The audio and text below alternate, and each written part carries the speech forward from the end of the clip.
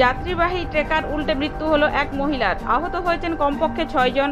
মর্মান্তিক এই দুর্ঘটনাটি ঘটেছে পশ্চিম মেদিনীপুর জেলার নারায়ণগড় থানার তেমাথানি মকরামপুর গ্রাম সড়কের বীরবিরা এলাকায়।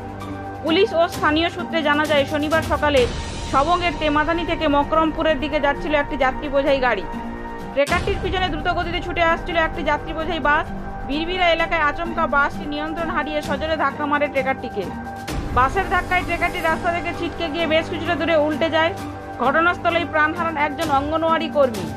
আহত হন কমপক্ষে 6 জন, তাদের মধ্যে 2 জনের আঘাত গুরুতর।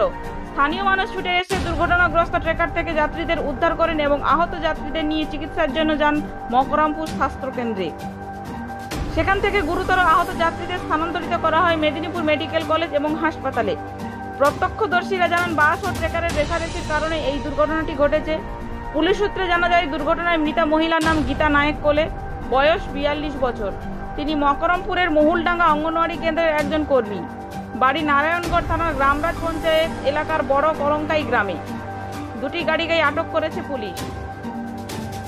নিয়মিত নতুন নতুন খবর পেতে অবশ্যই আমাদের পেজটি লাইক, শেয়ার ও ফলো করুন।